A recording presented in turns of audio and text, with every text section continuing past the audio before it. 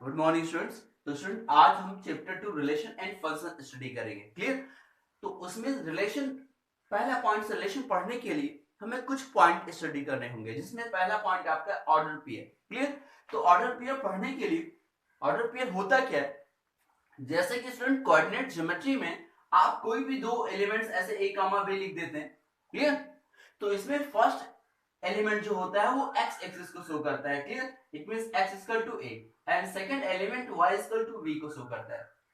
तो it means ये fix हो जाता है कोऑर्डिनेट ज्योमेट्री में कि फर्स्ट एलिमेंट x एक्सिस को शो करेगा, सेकंड एलिमेंट y एक्सिस को शो करेगा। क्लियर?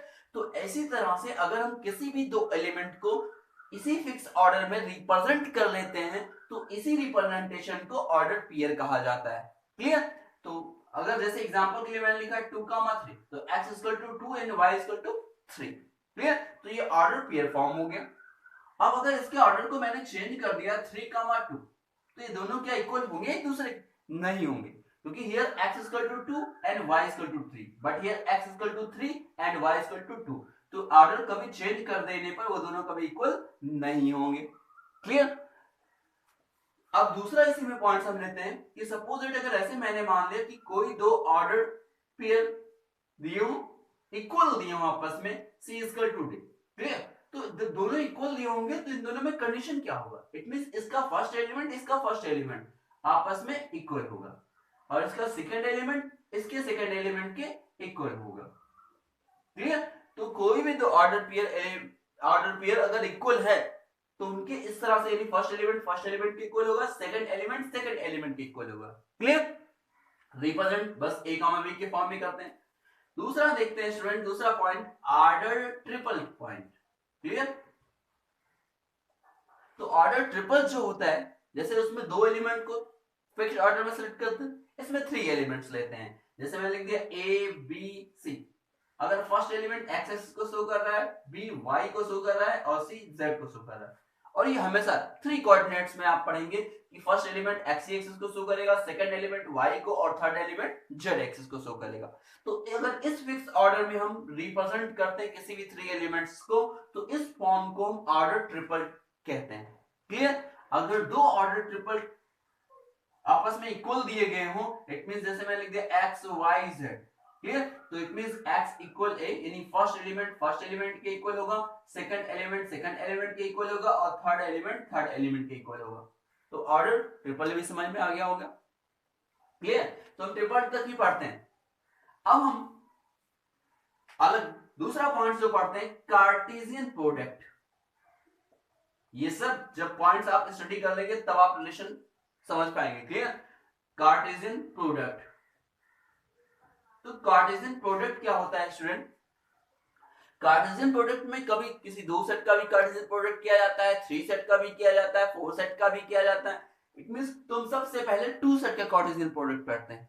जैसे दो सेट मैंने सेलेक्ट कर दिए ए एंड बी। क्लियर? और ये दोनों नॉन इंपटिंग और इंपटिंग हो, लेकिन पहले हम नॉन इंपटी सेट मान के चलते हैं। इट मींस ए और बी सेट ऐसे हैं जो इंपटी सेट नहीं, कोई ना कोई एलिमेंट इनमें है। तो इन दोनों सेटों को अगर हम ए क्लास बी करके राइट करें, क्लियर, तो ये जो कहलाता है Cartesian product of two set A and B. यानी ए और बी दो सेट का ये क्या है? कार्टेशियन प्रोडक्ट है। ऐसे मान लो एक तीसरा सेट सी भी सिलेक्ट कर लेते तो वहां लिख सकते थे ए क्रॉस बी क्रॉस सी, तो ये कार्टेशियन प्रोडक्ट ऑफ 3 सेट हो जाता। क्लियर? तो ये तो अभी सिर्फ कार्टेशियन प्रोडक्ट को रिप्रेजेंट करने का तरीका हुआ, लेकिन हम कार्टेशियन प्रोडक्ट को जैसे ए क्रॉस बी लिखा है तो ए क्रॉस बी इक्वल होगा क्या, किस तरह से होगा, ये चीज हम देखते हैं। तो जैसे स्टूडेंट यहां दो एलिमेंट, दो सेट का कार्टेशियन प्रोडक्ट निकाला गया तो इसके एलिमेंट ऑर्डर पेयर फॉर्म में होंगे। यहां 3 सेट लिए गए हैं तो इसके जो एलिमेंट होंगे ऑर्डर ट्रिपल के फॉर्म में होंगे, क्योंकि 3 सेट का कार्टेशियन प्रोडक्ट किया गया। तो जितने सेट का कार्टेशियन प्रोडक्ट किया जाएगा उतने ऑर्डर में होंगे। अगर 2 सेट का किया गया तो यहाँ पेयर में होगा, 2 में होगा, 3 में किया गया 3 में होगा, 4 में किया गया 4 में होगा। क्लियर? अब इट मींस इसके रूल्स क्या है, फॉर्मूला, जैसे कोई पूछता है कि कार्टेशियन प्रोडक्ट की डेफिनेशन बता दो तो हम क्या करते हैं, पहले दो set non empty set select करते हैं ए एंड बी। तो मैं लिख दिया कि let A and B are two non empty set. Clear? Then A cross B is called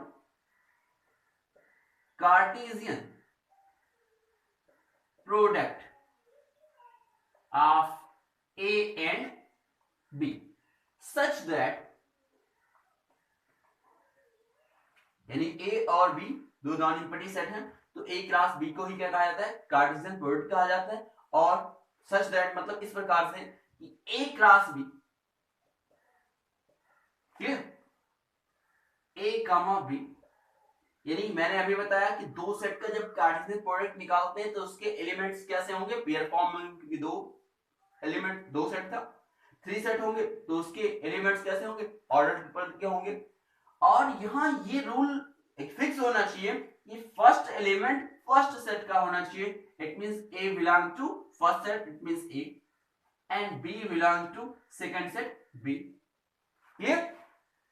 अगर हम इनके ऑर्डर को चेंज करते हैं स्टूडेंट, जैसे B क्लास A मैंने लिख दिया, क्लियर, तो यहां भी आपको ऑर्डर चेंज करना होगा, B कामा A करना होगा, क्योंकि यहां फर्स्ट एलिमेंट फर्स्ट सेट में बिलोंग करना चाहिए, वे belongs to B and A belongs to A। Clear? समझ में आ गया होगा कि किस तरह से राइट करते हैं। यानी अगर जो हम पेयर यहां बनाएंगे तो उसमें हमेशा फर्स्ट एलिमेंट फर्स्ट सेट का होना चाहिए और सेकंड एलिमेंट सेकंड सेट का होना चाहिए। अगर इसके ऑर्डर को चेंज कर रहे हैं तो यहां भी ऑर्डर चेंज हो जाएंगे।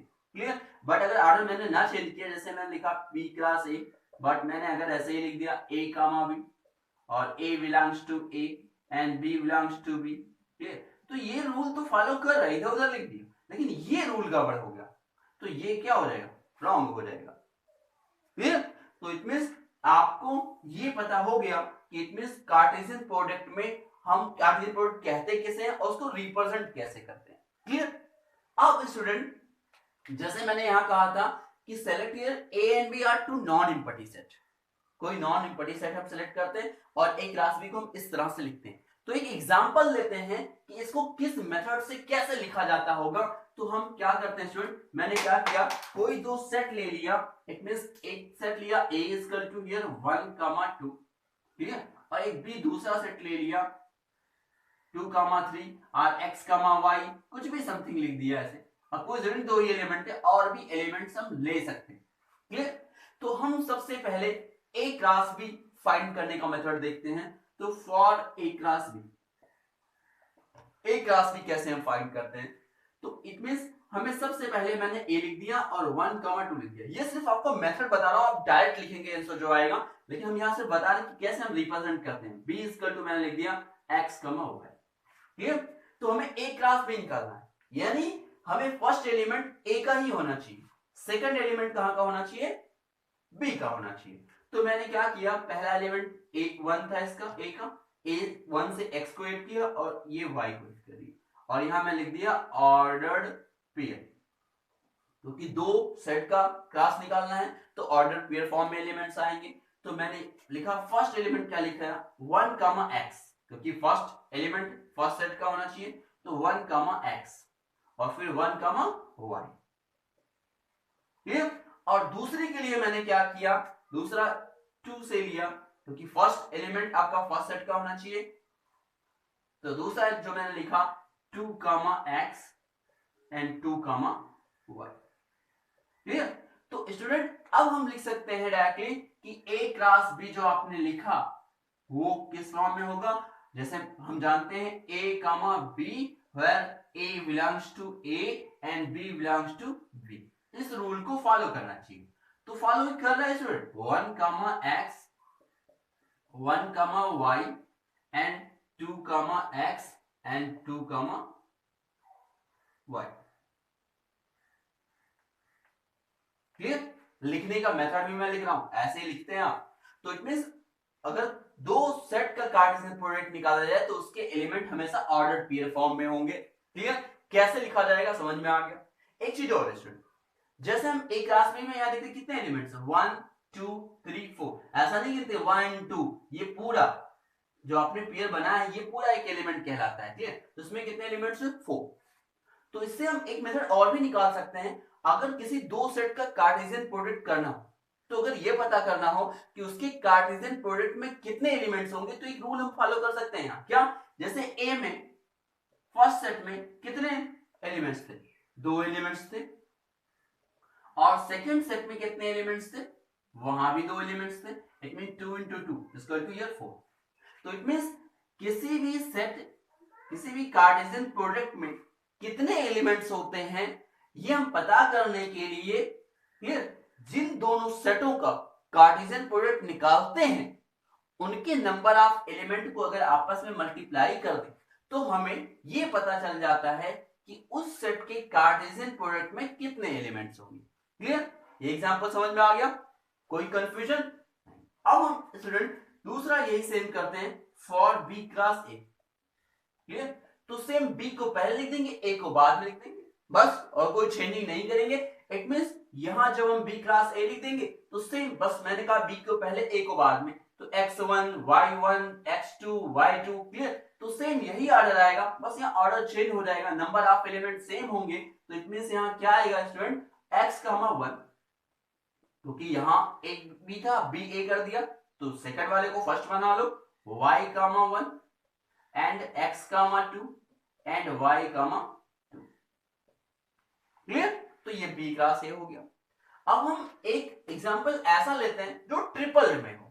क्लियर, कैसे हो, ट्रिपल में हो, क्योंकि ऑर्डर ट्रिपल के लिए भी बताया है। तो हमने क्या एग्जांपल ले लिया कि a equal to here 1, 2, b equal to something, कुछ भी लिख दिया मैंने, या एक काम करते हैं एक ही सेट लेते हैं, a इक्वल टू 1, 2, इसी का ही निकाल देते हैं।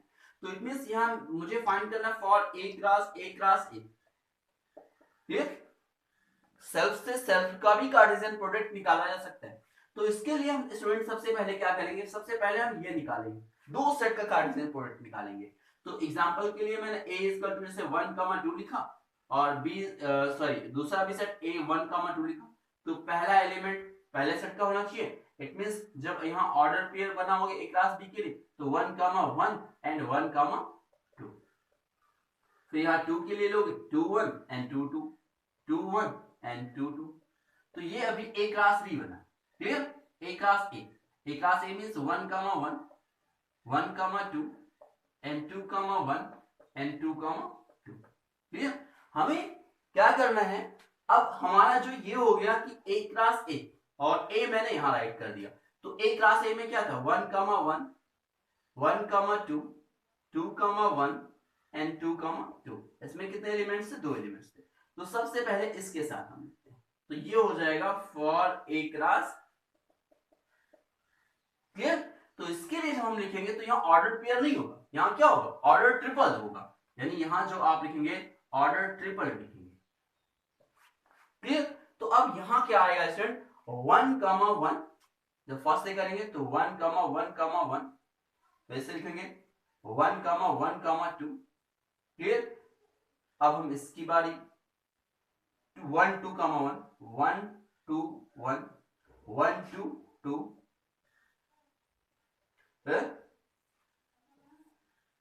2, 1, 1। क्लियर, फिर 2, 1, 2, फिर 2, 2, 1 एंड 2, 2, 2। क्लियर, तो इस तरह से हम जब a क्रॉस a लिखेंगे, राइट, तो यही सारे एलिमेंट्स यहां करके लिख देंगे, लेकिन हर एक एलिमेंट किस फॉर्म में है, ऑर्डर ट्रिपल फॉर्म में। क्लियर, और जैसे मैंने कहा कि किसी भी कार्टेशियन प्रोडक्ट में कितने एलिमेंट्स होंगे वो पता करने के लिए जितने सेट का कार्टेशियन प्रोडक्ट निकाला जाता है उनके नंबर ऑफ एलिमेंट को आपस में मल्टीप्लाई कर दो। तो ए में भी 2 एलिमेंट्स थे, यहां भी 2 थे, यहां भी 2 थे, तो कितने आ गए, 8। तो 1, 2, 3, 4, 5, 6, 7, 8। क्लियर, तो ये तो लिखने का मेथड आपको बताया, क्लियर, कि कैसे हम फाइंड करेंगे। लेकिन स्टूडेंट आप डायरेक्ट लिख सकते हो, जैसे a इक्वल टू 1, 2 लिखा, b इक्वल टू मैंने x, y अभी लिखा था, तो डायरेक्ट लिख सकते हो a क्रॉस b। तो इट मींस 1 से 1 x एंड 1 y। मतलब कोई जरूरी नहीं कि ये हम रिप्रेजेंट कर दें, लिखते नहीं, हम डायरेक्ट लेते हैं। तो सिर्फ समझाने के लिए मैंने लिखा कि हाँ इस तरह से हम फाइंड कर लेंगे। क्लियर, जैसे हमने यहाँ डायरेक्ट लिख सकते हैं क्या, 1, x, 1, y and 2, x and 2, y। लेकिन अगर हम कुछ पॉइंट्स इसमें, कुछ एलिमेंट्स इसमें छोड़ रहे हैं, लीव कर देते हैं, तो पता कर लेते हैं पहले, क्योंकि a में 2 एलिमेंट्स थे, b में 2 एलिमेंट, तो 2 या 4 एलिमेंट्स होने चाहिए, 1, 2, 3, 4। क्लियर, तो आपको कार्टेशियन प्रोडक्ट भी समझ में आ गया होगा। क्लियर। अब हम स्टूडेंट जब हमने कार्टेशियन प्रोडक्ट स्टडी कर लिया तो हम कार्टेशियन प्रोडक्ट के कुछ यहाँ रूल्स स्टडी कर लेते हैं। तो वो रूल्स क्या है, जैसे समथिंग अगर मैंने ये मान लिया कि कहीं भी दो सेट का कार्टेशियन प्रोडक्ट निकालना, फर्स्ट सेट तुम्हारा 5 और सेकंड सेट भी क्या है 5, क्लियर। अब इन दोनों सेटों का अगर कार्टेशियन प्रोडक्ट निकालना हो तो क्या आएगा स्टूडेंट, क्योंकि एक मींस नथिंग कुछ भी नहीं, बी इक्वल टू नथिंग कुछ भी नहीं, इम्पटी सेट, तो एक कार्टेशियन बी भी क्या आएगा इम्पटी सेट आएगा। ये चीज आपको हमेशा याद रखनी है। दूसरी चीज, अगर दोनों में से कोई एक ही सेट इम्पटी हो और बी इक्वल टू समथिंग 1, 2 दिया हो, तो जब स्टूडेंट आप ए क्रॉस बी निकालेंगे तो क्या कोई एलिमेंट्स आप लिख सकते हैं, बना सकते हैं? नहीं। क्यों? क्योंकि मैंने अभी समझा a equal to 5 means nothing कुछ भी नहीं लिखेंगे और यहाँ b इक्वल टू 1, 2 लिखेंगे। तो जब कार्टेशियन प्रोडक्ट करेंगे तो जब a में कोई एलिमेंट है ही नहीं तो आप किसके साथ यहाँ पेयर फॉर्म में बनाएंगे, क्योंकि a क्रॉस b मतलब होता है a v and where a belongs to a and b belongs to b, clear. तो यहाँ a सेट चूंकि कैसा है इम्पटी सेट है तो a सेट में कोई एलिमेंट्स होगा ही नहीं तो इसको भी हम राइट नहीं कर सकते, इसलिए क्या लिखेंगे 5। तो इट मींस दोनों सेट अगर 5 हो तो भी उनका कार्टेशियन प्रोडक्ट 5 आएगा, दोनों में से कोई एक सेट 5 हो तो उन दोनों का भी कार्टेशियन प्रोडक्ट 5 आएगा, क्लियर। क्यों आएगा? क्योंकि हम उनको ऑर्डर पेयर फॉर्म में राइट नहीं कर सकते, क्लियर। तो समझ में आ गया। एक मिनट और एक आपसे क्वेश्चन करता हूं कि जैसे समथिंग मैंने मान लिया कि ए कोई सेट है और ये n एलिमेंट्स इसमें, it means n a equal to ये l मान लिया, और दूसरा सेट मैंने मान लिया b and number of element here m, clear. Then total number of a cross b में कितने एलिमेंट्स होंगे, कितने एलिमेंट्स होंगे, क्योंकि number of a into number of b, इन दोनों नंबर ऑफ एलिमेंट्स को आपस में मल्टीप्लाई कर दो तो a में कितने थे l थे और b में कितने थे m, सो lm हो गया, क्लियर। और हाँ इससे एक चीज और हम देखते हैं, जैसे किसी ने ये पूछ लिया यहाँ lm आ गया, अब किसी ने पूछ लिया a क्रॉस b के सबसेट कितने होंगे, क्लियर। तो हम फर्स्ट चैप्टर में पढ़ चुके हैं कि अगर कोई भी सेट में दो एलिमेंट्स हैं तो इस सेट के जितने एलिमेंट्स होते हैं अगर नंबर हमें एलिमेंट्स का पता हो जाए तो इस सेट के ऑल सबसेट को पता कर सकते हैं। 2 पावर हम जितने एलिमेंट्स इसमें होते हैं समथिंग 3 एक और एलिमेंट मान लिया तो जितने एलिमेंट्स होते हैं उतना इस पर पावर लगा देते हैं, तो 2 पावर 3 मींस 8। तो अगर ये कोई पूछे कि यहाँ a क्लास b में कितने सबसेट होंगे, क्लियर, तो a क्लास b में कितने एलिमेंट्स हैं lm एलिमेंट्स हैं, तो 2 power lm is the all subset of a cross b। Clear, समझ में आ गया ना कि a क्लास b में अगर पूछ रहा है कोई कितने सबसेट होंगे a क्लास b के, तो पहले a क्लास b के एलिमेंट पता कर लो, फिर 2 पावर नंबर ऑफ एलिमेंट लिख दो, जितने आएंगे all subset of a cross b हो जाएंगे, क्लियर। तो इतने पॉइंट्स आपको फर्स्ट एक्सरसाइज के लिए पढ़ने थे, अभी आपका रिलेशन स्टार्ट नहीं हुआ, लेकिन स्टूडेंट इतने सारे पॉइंट्स स्टडी करने के बाद अब हम रिलेशन स्टडी कर सकते हैं। तो पहले स्टूडेंट आप सबसे पहले एक्सरसाइज 2.1 आप सॉल्व कर ले 2.1, फिर हम नेक्स्ट वीडियो में रिलेशन के लिए स्टडी करेंगे, क्योंकि अच्छे से आप इन सारे पॉइंट को स्टडी कर लीजिए ताकि हम जब रिलेशन हमें स्टार्ट करना हो तो उसमें प्रॉब्लम ना आए, क्लियर।